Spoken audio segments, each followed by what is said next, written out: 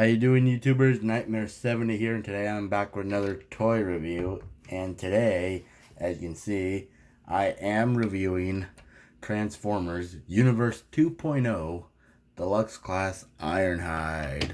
Now, despite today being September 18th, yesterday, the 17th, it was actually 37 years since G1 hit the TV screen. So happy 37 years to all of us G1 fans.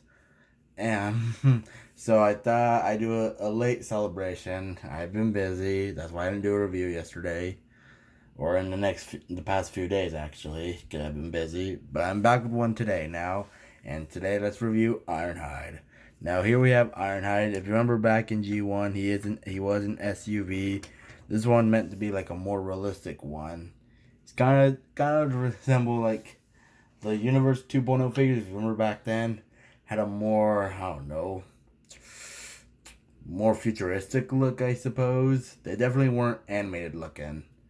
Unlike the Earthrise and Siege figures, it's basically their early take on the Bumblebee movie that we got back in 2018, which I did watch. I really enjoyed that movie. I'm just not interested in buying their figures. I just don't ask why. I'm just not. But I did enjoy the movie a lot, though. I'm really glad I got to see it. But I'm just more of a Bayverse kind of guy, right, you guys? But anyway, so here we have Ironhide, and like I said, he is an SUV. Now, he's not as red as you can probably tell. He's more of an orangey red. Now, he's not as red as in the cartoon. Now, we did get a Hankei version of this guy, who I do have. Well, that's gonna be in another review, right? And in case you guys are wondering about the Autobot symbol, that's actually a sticker I applied just to give him a symbol for vehicle mode, rather than just having a plain old looking van or SUV. I like to see what side he's on to resemble an actual Transformer. Now, you might remember this figure. Some of you guys probably didn't like it, mainly because he looks more like a puzzle former. See the robot, the transformation pieces visible. Yeah, he is a puzzle former, but I'm really not bothered by it. It's a transformer. It's gonna transform anyway. What do you expect? Smooth, a perfectly smooth vehicle, as smooth as a real car. That's never gonna happen. All right, you guys. But like I said, he does roll very well. Probably on rough edges. My table here is kind of sort of smooth, so it's not that rough. But it does roll pretty well. And as you can tell, these windows are painted, are translucent, and these ones are painted. And this one, all you can see is a bunch of junk. You can sort of hint his head a little bit. You can see the light piping. And it does read, he does have a license plate that says Oregon. Now, I didn't watch much G1. I still don't. I'm more of a, like I said, I'm more of a movie kind of guy, Bayverse kind of guy, and I mostly watch Cybertron. But if I remember correctly, I believe the Autobots, whenever they were coming from Cybertron, they did definitely land in the U.S., here in the United States, back in 1984. And I'm guessing they started taking place in Oregon, I think. I'm guessing that's where the Ark landed. Please let me know in the description below, okay, you guys? Because I don't know much about G1. But, like I said, now I don't really regret buying this figure, since I already have the Hankei version. But for $10, yes, that's exactly how much I paid. I paid $10 for this figure, which is a good deal. But that's how much they were back then. I think they were back then $10 or $9 back then. Our newer figures, they're smaller, the deluxes anyway, and they're $20. Bull crap. Though if you have seen pictures of this guy with Siege Ironhide, who I actually don't have, and I don't really plan on buying that figure, I did see pictures that in robot mode anyway, that Siege Ironhide is a bit taller than this guy, which I'm surprised. That's the kind of height we're used to seeing. So like I said, now the Hankei version will have the yellow stripes. Because remember in G1 he did have yellow stripes, but he does have some nice silver, which does look pretty nice. And like I said, if you could get the Hankei version and display that one in robot mode, or in this one in vehicle mode. But if you want a more accurate Ironhide, get the Hankei version. Keep in mind, it is from Nakara, so you might pay a little more. And I've seen some listings of it on eBay going for about $30-35 shipped. So I'm guessing that's still a good deal. I believe back then they were $20 anyway. The Hankei figure, deluxes anyway. I don't know how much they are now, but that's what I saw on eBay, alright? So not much to say about that. Not much to say about robot mode. Except the tail lights, they're done in clear plastic. The bumper, the back bumper, done in gray.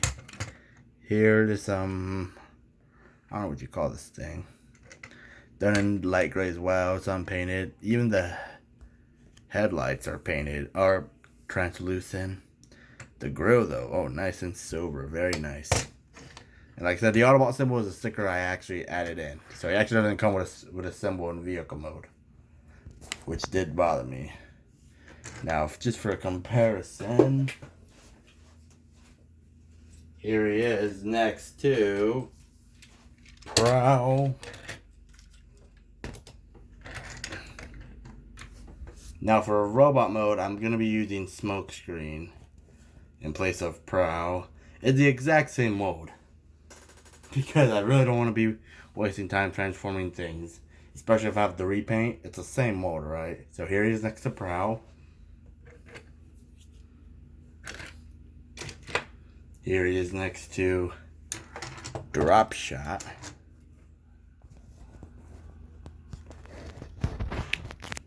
Just gives you a look how he looks next to a Voyager. So Drop Shot is, he's obviously a Voyager, but still out of scale. But I'm not bothered. I'm sure most people weren't too bothered, unlike today. And for one more comparison, here he is next to Movie Ironhide. Just show you how he looked like in the movie, in the first 3 movies. Now this is actually Revenge of the Fallen Ironhide. I will be using him for comparison in this video. But it's exactly the same mold as the original one from the first movie that was done in all black. It's the same mold, alright? So I'm not bothered. And now to transform Ironhide. Now, as usual, I am going to start by... I'm going to skip the video, the transformation, of course. This is an old figure. I'm sure all of you guys know how to transform this anyway, for us older collections. So I am going to pause the video. So we're going to skip the transformation, but I will be back, alright? So here we have Ironhide in robot mode, and man, transforming him is a bit complex. And it does take a bit of time, but it's really not like, oh, not frustrating. Probably not as frustrating as Devil Saver's Mixmaster.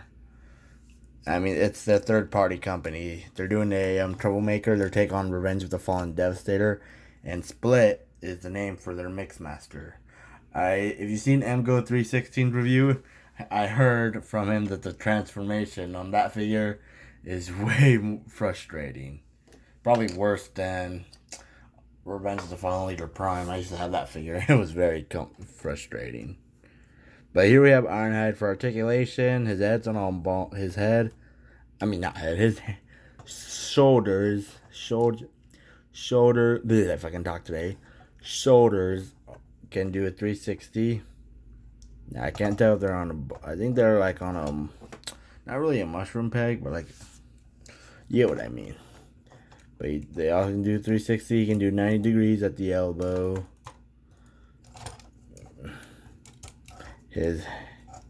hands are on ball joints, so they can do 360. His thumb has a little articulation, I think.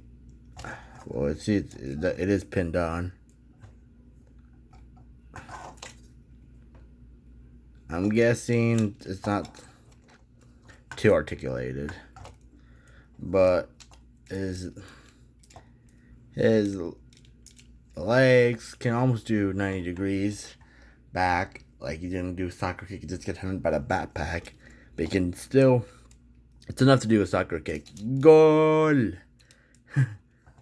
And his toes can pivot. That's because of transformation.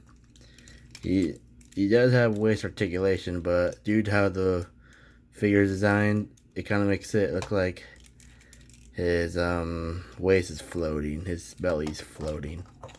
And he does have a nice Autobot symbol there. When you transform this figure, same thing with Ratchet and the Hank A. Ironhide. When you lift up this thing, or lift it down, it brings down the so when you do this, it's like an automorph. It's pretty nice. I love the engineering. I even love that Autobot symbol. Now that's the only Autobot symbol they gave on the figure. They put on the figure itself, mainly just for robot mode. Vehicle mode, he doesn't get one. Now, one thing that really bothers me, his face is painted blue. Even his forehead. I don't know if you can see that very well. That is just wrong. This is just unacceptable. That really bothers me.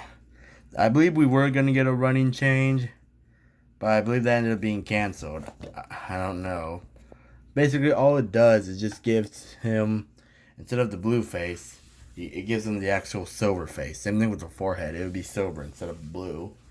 Even if you have the packaging, which I never got the packaging, but I did Google it, it shows him with the silver face. Hang on, let me get my tablet. See? Even the forehead's silver. And ignore the glowing blue eyes. You can still tell that the face is actually silver. On the figure itself, blue. And I find that wrong. This is completely unacceptable, Hasbro. But other than that, he does have a backpack.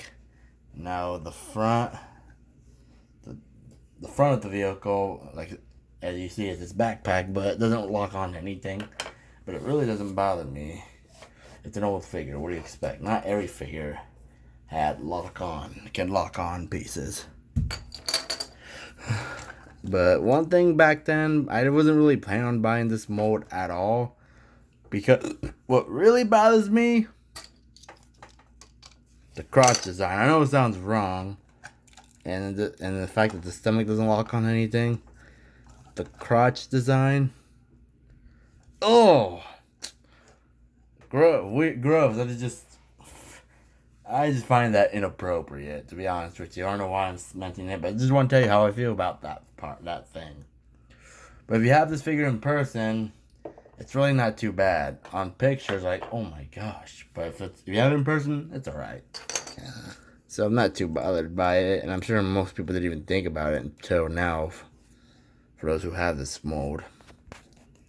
But like I said, he does actually get some black this time. On the where the elbows are at, on his hips. So he does have a little more black. He does have some black this time, and he's still mostly that dull orangey red. But I still don't regret buying this figure. But for $10, it's all right. Because that's how much they were back then. Like I said, $10. Now our figures are $20 and shorter. Except if you have the Siege Ironhide mold and this figure, it's a bit taller. So, but I haven't decided on getting that figure, even though I've seen it go for outrageous prices, especially Ratchet. Ugh. So probably not gonna get those anytime soon. Don't know though. But he doesn't have head articulation. He does have head articulation, but he can't look up and down. But he does have light piping. Oh man, I wish I had my flashlight. I don't know where it's at. Should have checked before I done the video. Oh well.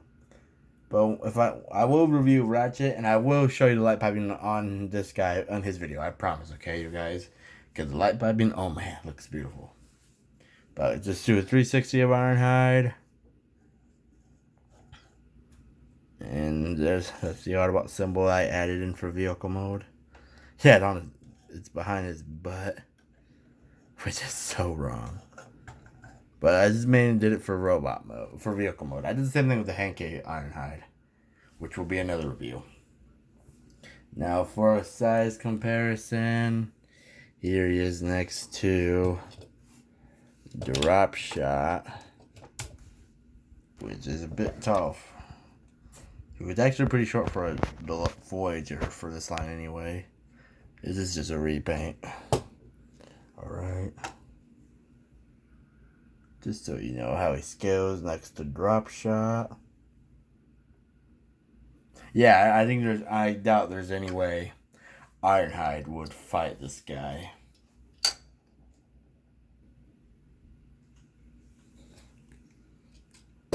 Here he is next to Smokescreen. Now I am using Smokescreen, not Pro. It's the same mode, okay, you guys? So don't start. Oh, sheesh. And yeah, this figure, my copy's still having issues standing. Okay, good. Knock them down. Here he is next to Smokescreen. So yeah, I'm guessing he probably might not be as lucky because Drop Shot's weaponized.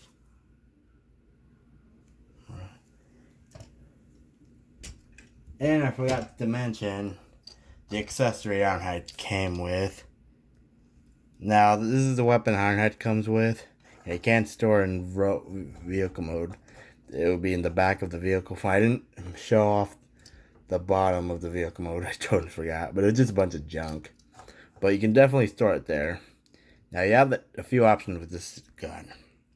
With this weapon, I should say. You can either do it like this into a minigun, or rotate it, and you get a blade. And the blade is done in a translucent blue. It looks kind of, the camera's picking it up as purple, but it is a clear blue. If my phone will stop moving. It is a clear blue, so you have the option of either the blade or the gun. I like the gun itself. I like to give him firepower. And that's his only accessories. And so he's definitely has no luck to fighting Drop Shot. Now, originally I believe you have to fold the arms like that to have the gun or the blade stored like that. But I think that looks, you see the arm? That seriously looks ridiculous. I don't know what they're thinking, but if you line up the arm correctly, which is really not too hard to do, can be a bit of a fizzy fit.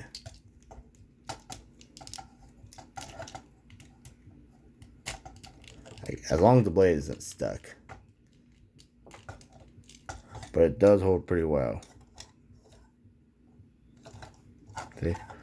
Yeah, like I said, I prefer the minigun look. The minigun. I don't remember Ironhide using a blade in the cartoon. But that's what I wanted. That's all I wanted to mention. It can be stored on. You can hold it on any arm. I just prefer the his right arm. Hang on a second. Give me just 1 minute, you guys, for the final comparison. I know I stopped the comparisons too early because I forgot to mention about the weapon this figure came with. And come on, cooperate. Okay, finally, here he is next to. Oh, bugs everywhere. Alright, finally, here he is next to Revenge of the Fallen Ironhide. Let me back these up a little bit. This thing is huge. Well, I won't call it huge, but It's big in general. That's how big our Voyagers were back then. So here's Universe Ironhide next to how he looked like in the movie. So again, this is Revenge of the Fallen Ironhide. Exactly the same more as the movie 1 release. Just has a new head and new weapons. But exactly the same more. Same transformation. Alright, just show you how it looked like in the movie.